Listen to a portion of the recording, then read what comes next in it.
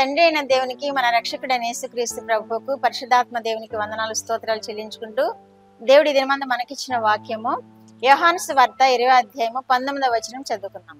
ఆదివారం సాయంకాలమున శిష్యులు యూదులకు భయపడి తాము కూడి ఉన్న ఇంటి తలుపులు మూసుకొని ఉండగా యేసు వచ్చి మధ్యన నిలిచి, మీకు సమాధానము కలుగునుగాక అని వారితో చెప్పాను. దేవుడి వాక్యం ద్వారా మనల్ని దీవించును గాక. ఆమేన్. దేవుడు మనకి ఎంత కృపను అనుగ్రహిస్తున్నారు అంటే మనం చెప్పలేము. ఇంకా ఆయన శిలువ మరణ పునరుద్ధానాలను జ్ఞాపకం చేసుకుంటే ఎంత కృపనిస్తున్నారు, మనల్ని ఎంతగా క్షమిస్తున్నారు, మనల్ని ఎంతగా ప్రేమిస్తున్నారో ఈ సంఘటనల ద్వారా మనకు అర్థమవుతుంది. అదే ఆదివారము సాయంకాలమున ఉదయం ఆయన లేచారు. ఆయన మగ్దలేనే మరియకు కనిపించారు. తర్వాత శిష్యులు వెనుదిరిగి వెళ్ళిపోయిన తర్వాత ఆయన చూడడానికి ఇంకా రాలేదు.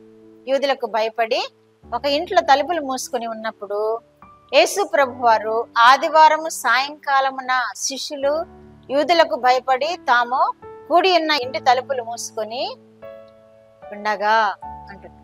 శిష్యులు యూదులకు భయపడిపోయారు. యేసు ప్రభు వారిని సిలువేశారు, చంపేశారు కదా, మమ్మల్ని కూడా ఏం చేస్తారో, ఆయన లేచాడని ఇంకా ఏం పుకారు పుట్టిస్తారో, మనం ఏమని ఎత్తుకొని పోయామని, మనల్ని పట్టిస్తారేమో అని భయపడిపోయేవారు. తలుపులు మూసుకొని ఉన్నారు. యేసు ప్రభు వారు ఆ చోటుకు వెళ్ళారు. తలుపులు మూసే ఉన్నాయి. యేసు ప్రభు వారు వెళ్ళారు. ఎందుకని? ఆయన తిరిగి లేచారు. ఆయన శరీరమును, మానవ శరీరమును విదిల్చారు సమాధిలో. ఆయన మహిమ శరీరం ధరించుకున్నారు. మహిమ శరీరం ధరించుకుని పునరుద్ధానుడై లేచి ఆయన శిష్యుల దగ్గరికి తలుపులు మూసి ఉండగా లోపలికి వెళ్ళారు. దేవునికే మహిమ కలుగునగాక.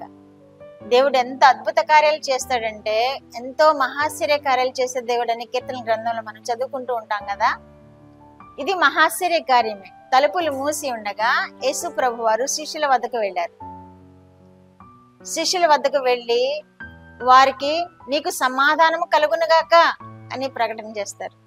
వారు అప్పటి వరకు ఎంతో కంగారుగా ఉన్నారు. ఎందుకంటే యేసు ప్రభు వారు లేచారు, మనల్ని ఏం చేస్తారో ఈ యూదులు, ఈ రాను వారు మనల్ని ఏం చేస్తారో అని వారు భయంతో వణుకుతూ ఒక గదిలో కూర్చుని ఉండగా యేసు ప్రభు వారు తలుపులు తీయకుండానే లోపలికి వెళ్ళి మీకు సమాధానము కలుగునుగాక అంటున్నాడు. యేసు ప్రభు వారి కొరకు మనం కూడా అలా ఎదురు చూచినప్పుడు మన లోపలికి కూడా వస్తారాయన. మన హృదయం అనే తలుపులు తెరుస్తారాయన. మన హృదయం అనే తలుపులు తెరిచి మన హృదయంలోనికి ప్రవేశిస్తారాయన. మీకు సమాధానం కలుగునుగాక అని మనల్ని కూడా ప్రకటన చేస్తారు. ఎందుకని? శిష్యులు ఆయన వెంబడించారు. 3.5 సంవత్సరాలు ఆయనతో నడిచారు. ఆయన బోధలు విన్నారు. ఆయన చేసిన అద్భుత కార్యాలు చూశారు. ఆయనను ఎన్నో మార్లు ఆయన మహిమను కనుగొన్నారు. వాళ్ళు తండ్రి యొక్క మహిమను కూడా ఆ యేసు ప్రభు వారిలో వారు చూచారు. చూచి దేవుని యొక్క కృపను పొందుకునేవారు, దేవుని హత్తుకొని ఉన్నారు. కానీ అది బయటికి కనిపించకుండా తలుపులు మూసుకొని ఉన్నారు. ఆ తలుపులు మూసుకొని ఉన్న ఆ శిష్యుల దగ్గరికి యేసు ప్రభు వెళ్ళి మీకు సమాధానం కలుగునుగాక అంటున్నారు. మనం కూడా భయంతోటి ఏమైనా బయటికి చెప్పుకోలేని విధంగా ఉన్నామా? యేసు ప్రభు నమ్ముకుంటూనే బయట ఎవరైనా చూస్తే ఏమన్నా మనల్ని హింసిస్తారేమో, తిడతారేమో, దూషిస్తారేమో అని చెప్పుకోలేకుండా ఉన్నామా? దిగులు పడవద్దు. మీరు భయపడిన తలుపులు మూసుకుని ఉన్న దేవుడు మీలోనికి వచ్చే దేవుడుగా ఉన్నాడు. దేవుడు మనలోనికి వస్తాడు. దేవుడు మనలోనికి వచ్చి మనల్ని ఆశీర్వదిస్తాడు, సమాధానంతో నింపుతాడు, మనకి సమాధానం అనుగ్రహిస్తాడు. దేవుడు మనకి సమాధానం అనుగ్రహించి ఆయన మనలో జీవిస్తూ ఆయనలో మనల్ని జీవింప చేసుకుంటాడు. తలుపులు మూసి ఉన్నప్పుడు ఆ గదిలోనికి దేవుడు ఎలా వెళ్ళాడో మనము కూడా ఒకవేళ భయపడి లోకానికి భయపడగానే, లోకానికి భయపడుతూ మన హృదయాన్ని ఆయనకి మరుగు చేస్తూ దాచుకుని ఉన్నా గాని మన ఆసక్తిని చూచి మన హృదయంలోనికి వస్తాడు. మనకి సమాధానం అని చెప్తాడు దేవుడు. ఆయన సమాధానం మనల్ని ఆనందింప చేస్తుంది, సదాకాలం ఆయనలో జీవింప చేస్తుంది. ఆయన మీకు సమాధానము ఇచ్చాడంటే ఆ సమాధానం నిరంతరము ఉంటుంది. యేసు ప్రభు వారు ఇచ్చే సమాధానం ఈ లోకంలో మనకి ఎక్కడా దొరకదు. ఏ తల్లిదండ్రుల వారు కానీ, ఏ భార్య భర్తల్లో కానీ, ఏ పిల్లల్లో కానీ ఎక్కడా దొరకదు సమాధానం. యేసుక్రీస్తు ప్రభు వారే సమాధానం ఇస్తారు. యేసుక్రీస్తు ప్రభు వారు ఇచ్చే సమాధానం ఎంతో ఆహ్లాదకరంగా ఉంటుంది, మనకెంతో ఆనందంగా ఉంటుంది, మనకెంతో మన జీవితకాలం అంతయు ఆ సమాధానం మనం కాపాడుతూ ఉంటుంది. యోహాను సువార్త 14వ అధ్యాయము 27వ వచనంలో కూడా శాంతి మీకు అనుగ్రహించి వెళ్ళుచున్నాను, నా శాంతిని మీకు అనుగ్రహించుచున్నాను, లోకం ఇచ్చినట్టుగా నేను మీకు అనుగ్రహించటం లేదు, మీ హృదయములు కలవరపడనీయకుడి, వెరవనీయకుడి అంటున్నాడు. యేసు ప్రభు వారు సమాధానాన్ని ఇవ్వటమే మాత్రమే కాదు, శాంతిని కూడా ఇచ్చే దేవుడుగా ఉన్నాడే మనం ఇక్కడ వాక్యంలో చూస్తున్నాం. నా శాంతినే మీకు అనుగ్రహిస్తున్నాను, లోకం ఇచ్చినట్లుగా కాదు అంటున్నాడు. లోకములో మనం ఎక్కడ శాంతిని వెతుకున్నా దొరకదు, అది తాత్కాలికమే. కొంతమంది శాంతిని వెతుక్కుంటూ ఎక్కడెక్కడికో తిరుగుతూ ఉంటారు, ఎక్కడెక్కడికో వెళుతూ ఉంటారు, ఎక్కడెక్కడో డబ్బులు ఖర్చు పెట్టి వారు శాంతిని వెతుక్కుంటూ ఉంటారు. కానీ లోకం ఇచ్చినట్టు శాంతి కాదు ఇది యేసు ప్రభు వారు ఇచ్చేది. ఆయన శాంతిని మనకి ఇస్తానంటున్నాడు.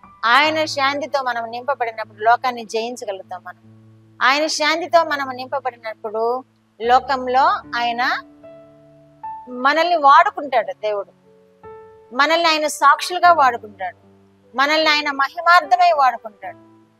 మనము ఆయన బిడ్డలముగా కొనసాగే భాగ్యము కూడా మనకి అనుగ్రహిస్తాడు. కాబట్టి మనము ఆయన కొరకు ఎదురు చూసినప్పుడు శిష్యులు తలుపులు మూసుకొని ఉన్నా కానీ లోపలికి వెళ్ళి మీకు సమాధానము కలుగును గాక అని ఎలా ప్రకటించారో దేవుడు ఇక్కడ యోహాను సువార్త 14వ అధ్యాయం 27వ వచనంలో కూడా నా శాంతినే మీకు అనుగ్రహించుచున్నాను, లోకం ఇచ్చినట్లుగా కాదు అని ఎలా తెలియచేస్తున్నారో యేసు ప్రభు వారు నీకు నాకు శాంతినివ్వడానికి తిరిగి లేచారు సమాధి నుండి.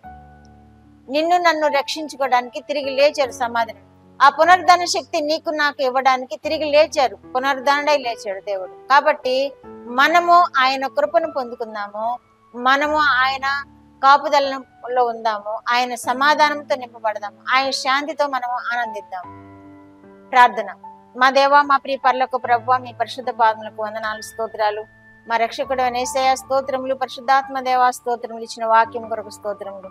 మీ సమాధానమును మాకు అనుగ్రహించిన దేవా స్తోత్రములు. శిష్యులకు ఇచ్చిన సమాధానమును మాకు కూడా ఇస్తారో దేవా మీకు స్తోత్రం. మీ కొరకు కనిపెట్టుకుని ఉండడానికి ప్రభువా, శిష్యుల వల్లే మేము కూడా మీ కొరకు కనిపెట్టుకుని ఉండడానికి కృప చూపండి నాయన. మేము తలుపులు మూసుకొని మీ కొరకు ధ్యానించినప్పుడు, మిమ్మల్ని వేడుకున్నప్పుడు మీ సమాధానంతో మమ్మల్ని నింపుతారు ప్రభువా, మీ శాంతితో మమ్మల్ని నింపుతారు ప్రభువా. మీకు స్తోత్రము. వినిచిన బిడ్డలందరికీ శాంతి, సమాధానము, నెమ్మది దయచేయండి ప్రభువా. మీలో ఆనందించి కృప దయచేయండి ప్రభువా.